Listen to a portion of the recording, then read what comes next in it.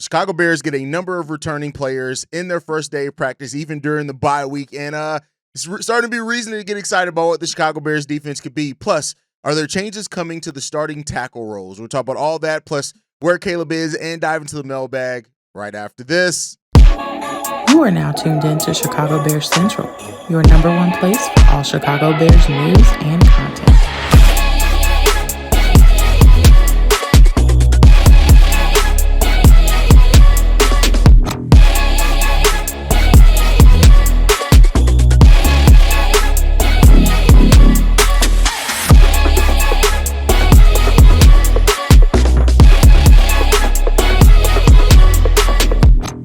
What's going on, Bears fans? Welcome to another episode of Chicago Bears Central, your number one spot for everything Chicago Bears related. I'm the host, there, Hayes, but more importantly, you guys can follow the channel at Chi Bears Central on every social media platform we happen to be on. With that said, let's go and get into this content today, y'all. And we're getting some good news. Good vibes around here. We're 2 wins in a row. We're going into a bye week with two wins, 2-2 at 500 on the season. And it seems like on Tuesday, the Bears got a number of returns to practice.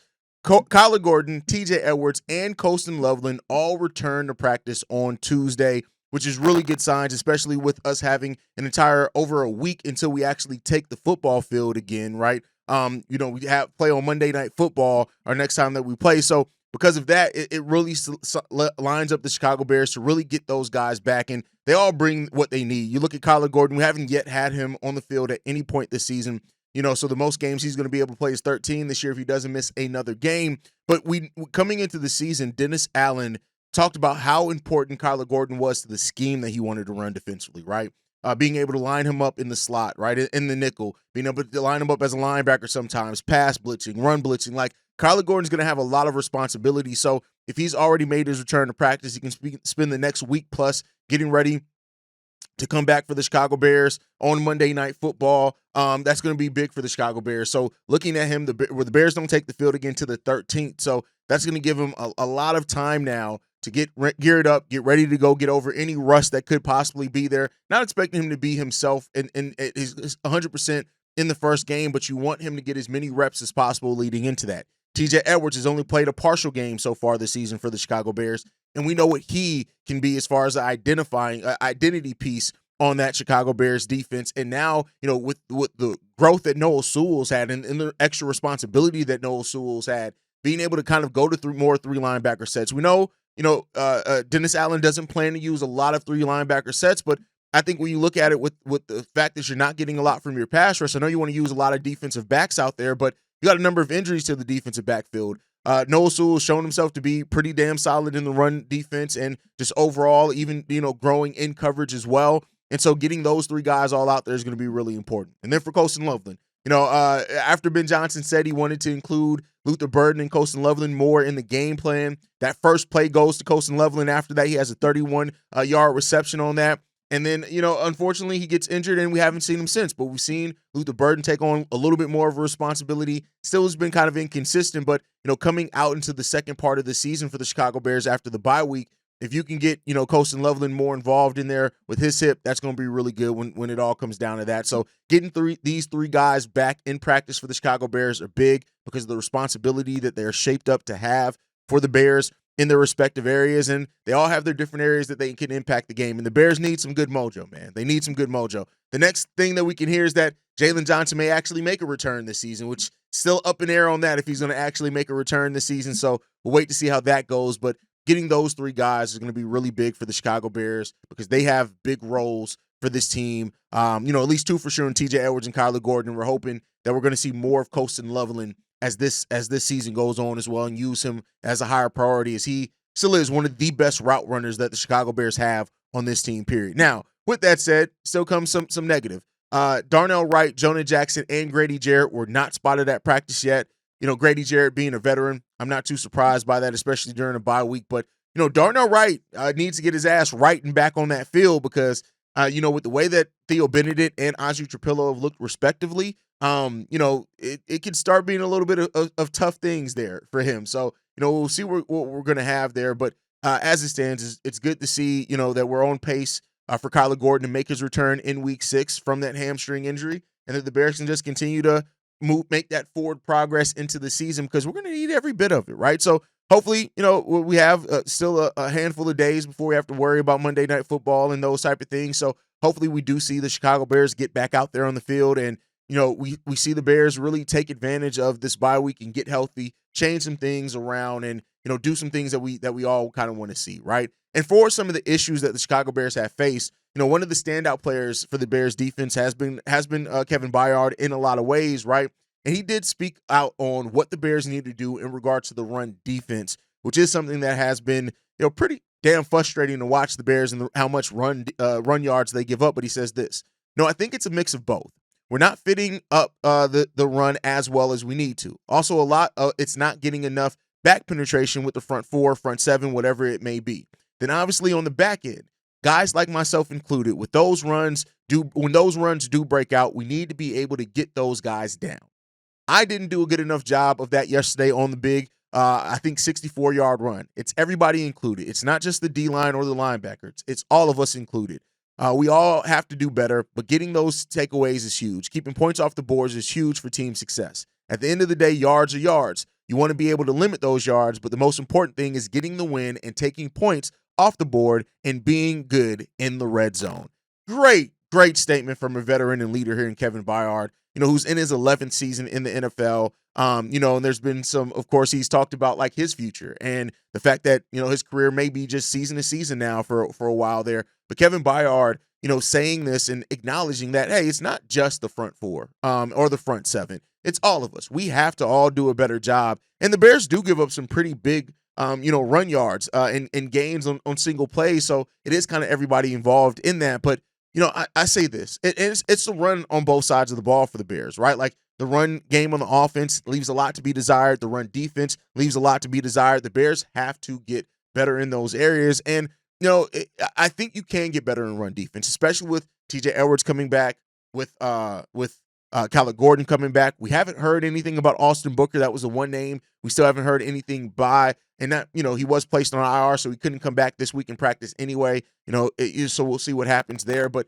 I think that you have to acknowledge a problem first. I want to be clear there. You have to acknowledge a problem first before you can fix it. And, it'd be hard for the Bears not to acknowledge their problems in run defense. If they did, then we'd have to seriously worry about what's going on as far as the state of delusion from that team. But so it's good that people are recognizing it. And if Kevin Byard recognizes, you better damn well believe that Dennis Allen is too. And Dennis Allen is one of those guys that I've said it, over the course of the offseason. He's as good defensively and creative play calling as Ben Johnson is offensively. He's good as that on defense. And, we haven't gotten to see as much of that. As much as we talk about how the run game has made the offense more limited, your inability to stop the run defense and your opposing team's running attack, that also limits what you can do defensively, because you got to get that together, and it limits how much you can spread out those type of things, how creative you can get with who's in the box, out the box, like all that type of stuff, because you gotta be aware, and you gotta play it forward, because you guys give up huge yardage as far as defensively. So hopefully the Bears as a whole are really going to attack that in this bye week. I do think the run defense can be fixed. I'm not saying that they can be top of the league in run defense or anything, but they can definitely be better than what they are. And I think getting guys back healthy is going to be a big part of that, but also just schematically. And that's why I look at Dennis Allen and your defensive line coach. Like, what are you going to scheme to get this together? Because teams are taking it to you, running it right up the gut. It's not like they're getting overly creative with creating space out on the outside for running backs or anything like that. Like, a lot of the Bears' big runs are coming right up the gut. And that's where you got to get more pressure, and you got to be more consistent in that. And I do think the ability to penetrate in the pass game also transcends to the run game as well, because you're able to get there in the backfield and disrupt some things. So the Bears have a lot that they need to really take a good hard look at in how they need and want to fix this run defense. But I do think they can get much better in it. I think that they can be a lot better than what they've been up until this point. I don't know if they can be elite. But, I think if you get TJ, you get Kyler, you get Austin Booker back as well, I think some things can start turning around for you a little bit. And I say this, especially, not a knock on Grady or Javon necessarily, but you need Billings in there a little bit more too. I want to see Billings' snap count go up as well after the bye week, not only to help keep guys fresh, but we've seen Billings in the run game, and just his big body in general just clogs lanes. Like, just by the nature of his size alone, he clogs up some lanes. And so you need a guy like that his presence can help disrupt. And that's the first thing you need to do, disrupt and then find a way to stop, right? And then how consistently can you get those stops? But disrupt. But I mean, to Kevin Byard's credit is that the Bears stopped the run on one of the most important drives. They stopped Ashton Genty on a third and short, and then we end up getting a blocked field goal. So, the Bears they've done things when they needed to do it, and that's what gives me a lot of kind of faith in this defense to be able to turn some things around, because we've seen the times where they're able to really kick it into that gear when they need to and get some shit done. And so hopefully they can start getting that done as well. But let's flip that and look at the run game on the offensive side of the ball, right? And there's a lot of what, the problem here. Now, the Draft Network talked about the Chicago Bears and the fact that the Bears should be out there trying to shop for a running back. Alvin Kamara is the guy that they talk about, saying this. Johnson inherited starting running back DeAndre Swift from the previous regime. Swift hasn't been impressive, rushing for just 187 yards while averaging 3.3 yards per carry through 4 games. Johnson had David Montgomery, Jahmyr Gibbs while he was offensive coordinator in Detroit. Kamara has been an outstanding fit in this offense road. And so, we'll see. I mean, I think here's the thing. If the Bears are able to make a swing for a running back, great. Right now, we talked about yesterday about the Chicago Bears going after, Love from Notre Dame, because he is one of those guys that can change the game for you. It seems like, and he's a guy that's worth, I think, you look at your first round draft pick for. But Alvin Kamara is a player that 5'10", 215 pounds, is a guy that, has had some pretty solid rushing yards. So far this season, 256 yards, averaging 3.9 yards per carry, 1 touchdown. He's played in all 4 games. You look at last year, 950 yards. And this is a guy that can come in and help the Chicago Bears. No doubt about it, right? He's also solid enough in the pass game as well. 543 yards receiving last year as well. So this is a guy that can help balance out the Chicago Bears. And he brings that dual threat nature that Ben Johnson really does like from his running back. So, reportedly he can be gotten for like a day 2, day 3 pick. I'm not necessarily mad at that, right? If the Bears go after a guy like this, so be it. That's what you need to do. These are the type of moves that you need to make if you're trying to win games this season. So, and reportedly as well by draft, the Draft Network is that Kamara can be gotten for a day 3 pick swap. And so, listen, if you can get something like that, a player that I love it. Over 1,200 yards in offense every single year of his career. And he is a dual threat running back. And so I think when you look at the ability to bring this guy in here and potentially help solve it, like what Caleb Williams has done and this offense has done with little to no rushing attack at all, cannot be ignored, and it should not be ignored at all, because that's major in what we've been able to do. You add a consistent running attack to this and add him to a running back room that still would have DeAndre Swift, still have Kyle Monangai. Listen, I'm down for that. I'm 120% down for that. So if the Bears want to go out there and do that, that's fine. I think it's something that should be explored, or at least the Bears should be looking at everything and what's available out there. What can you get? He only has a $9.7 million cap hit as well. And, the Bears would have 1 year of controlling that in 2026 as well, where, his salary does balloon up to $18 million cap hit. So you have to look at that. But then his contract can be voided after that. So, and turn into little to no dead cap. So, it would be bringing in somebody who can definitely help the Bears right now. He's only 30 years old, so it's not like he's extremely long in the tooth either. This is a guy that's been productive at every step of his career, and I would love that productivity here with the Chicago Bears. So that's my thought process. You guys can let me know how you feel on it down below. I know not everybody's going to be in for it. Some people want to protect those draft picks, and that's perfectly fine. But I think if you're talking about a day 3 or late day 2 pick, I'm not necessarily mad at that, man. I'm going to be 100% honest with you. I'm not necessarily mad at it. But hey, let me know what you guys think on that down below. With that said, there's been a lot of talk on what's going on with the Chicago Bears.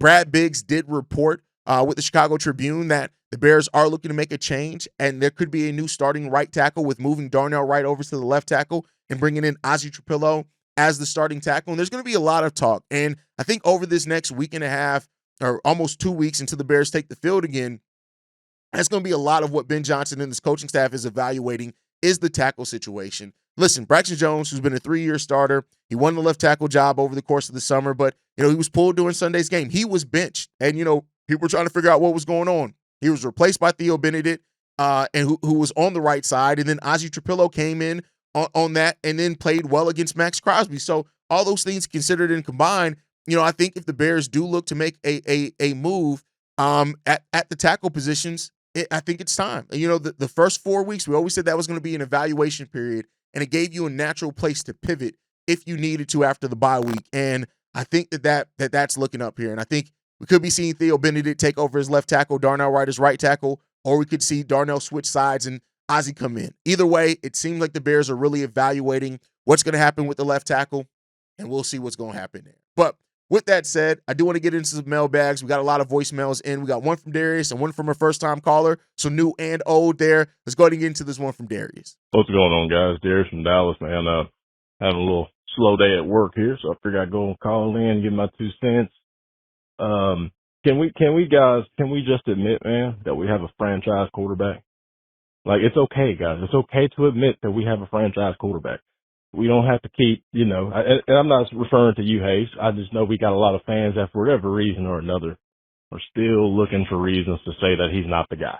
Oh, well, it's the competition he's going against. Oh, well, it's this and it's that. Well, when he loses to bad competition, you rag him for that. And then, when he beats somebody, there's still an excuse, even when he's beating somebody that's good. So I think what that is, man, I just, it's kind of like when just PTSD, man. It's like when when you date a bunch of toxic bitches for a long time, when you come across a good girl, man, you don't even, you still anticipating that bitch to do some weird shit. So, you closed up and withdrawn, you treating her like she's still a toxic bitch and she's actually a good one, so you end up fumbling a good one. See, a lot of y'all got relationship issues in your love life and you carrying that on to your fan life with football. And I just don't think that that's healthy, brother. I think that y'all need to accept the fact that we have a good quarterback and it's okay. Fix your love life so it doesn't bleed into your football life, and things will get a little bit better for you. But anyway, man, Caleb's looking great. Happy, more than happy with him. He's exceeded my expectations for him so far, and I know he's got a lot more ahead. I do think that you have to look at what he's doing despite the fact that he doesn't even have a fucking running game. Like, let's not downplay how hard that is for him to put a team on his back like this on the road without a running game and show up when he needs to. We've never had a quarterback to do that. That's signs of a franchise quarterback, guys. So let's give him his credit because he's always getting his criticism, no matter how small, or big the critique is. He's always getting that. So we got to at least give him credit for that. Also wanted to say that Tyreek Stevenson, I'm impressed with what I'm seeing so far. Give me 1 or 2 more games like this, and I'm completely off your back, brother. That's all I wanted to see. I wanted to see who was that second-round pick that we drafted that we thought we were getting after the first 5 games of rookie season. Are we getting that Tyreek? So far, looks like he is. So like I did with, with Braxton, if a guy shows he's proving me wrong, I got to call in and admit, hey, you're proving me wrong, Tyreek. Let's keep balling, though. Don't let up because we need a solid corner now more than ever, man. And Ozzie, keep doing what you're doing over there. Darnell Wright, you can stay over there and just swing for the rest of the year for all I care. But let me know what y'all think. Text us up there now. Do the Bears have a franchise quarterback? It's looking that way. And here's the thing. There are going to be some fans that are always going to have problems with Caleb Williams because he doesn't look like what they want a quarterback to look like. And you can take that in a lot of different ways, period, right? And some Bears fans are a little bit more level-headed at it. Until we win consistently, they're always going to have questions about the quarterback position. And I think that's more the fair side to take on him. But here's the thing. Caleb is good, and he's progressing, and we're seeing it happen right before our eyes. And to Darius's point, if you want to deny what you see that's right out in front of you, then that's you, right? And so people are going to have to deal with Caleb Williams being here for a while. Caleb, his painted fingernails, his pink phone case, whatever it is, you're going to have to deal with that shit for a while. And so if that's something that triggers you, hey, that's on you, right? So, we've had people that's called in about it. We've had people that are in it, Caleb can't be a leader because he paints his nails. At the end of the day, Caleb is progressing. The guy that they drafted to develop is developing, and it's happening right before your eyes. And you make a wonderful point. He's done all of this without a solid run game, and that's without any run game. And that says to me that this is a quarterback that you want to continue investing in. So whether you're a Bajan Batty, whether you're a meat watcher when it comes to Caleb Williams, worried about what he does with his meat, weird. You're going to have to see Caleb Williams be the starting quarterback for a while there. So deal with it. Now, as far as Tariq, fair take on Tyreek Stevenson. When things come down to performance and you're judging off performance, that's the end all be all. Tyreek is performing really well. And like you said, if he keeps this up, like Tyreek is going to get an extension. He's going to have earned that extension pretty big time as well for the Chicago Bears. So great points there, Darius. Let's get into this new one from this first time caller, Trenton. Yo, this is Trenton from Nashville. First time calling into Chicago Bears Central. I'm an everyday listener for probably the last 5 months. But I just want to talk. We got a 2-week break. Watching the game, Ozzie Trapillo, second half, playing right tackle, lined up against Max Crosby every play, dominated. Max Crosby was only a factor that first half. The only time you saw Max Crosby in the second half is whenever he couldn't penetrate the line and was just looking to bat the ball down. So that makes me wonder, is Ozzie Trapillo our right tackle? And with a 2-week break, we get Darnell Wright ready for the left tackle position? Because it looks to me like they sat Braxton Jones, moved Theo to left, knowing he can play both and have confidence in him playing both. I say we move Darnell to the left tackle. He's got 2 weeks to learn it. It's not like he's bad. All right, that's all I got. It's a good win yesterday. Chicago up, Bear down. Listen, you're absolute facts on that. Ozzie Trapillo being switched on Max Crosby for over 40 snaps and having the production that he did have against Max Crosby, to me, shows that the Bears got them one. Right now, it's, of course, still a young guy, still a rookie, still going to develop. He's still going to have some hurdles to get over, and he's going to, maybe have some times where he's not as consistent. But overall, I'll say this. Ozzie Trapillo and Theo Benedict have been refreshing to watch their growth and development, and the fact that it's happened here for the Chicago Bears in a Bears uniform, and hopefully that it continues. Like I said, I'm rooting for everybody in the Bears uniform. Every single person in the Bears uniform, I'm rooting for. I want to see do great. I want to see continue to grow. And if these two guys end up growing to the pace to where we're talking about them possibly taking away, stealing, or whatever it is, let's go out and do it. Let's go out and get that done. If they're going to be the guys that bring what we need on that tackle position to help protect our quarterback better and maybe perform better in the run game, let's go out there and make that happen. And I can't be mad if that's the case. That's the end all be all there. But let me know what you guys think on all of that down below. Make sure you guys are following us at Chi Bears Central. You can send us any feedback, questions, comments, concerns, chicagobearscentral@gmail.com. And lastly, if you want to leave a text message and or voicemail for the mailbag, the number to do so, 773-242-9336. We are the #1 spot for everything Chicago Bears related. And like I like to end every episode on, Chi-Town up, Bear down. Love you guys. Peace, y'all. This has been a presentation of the Break Media.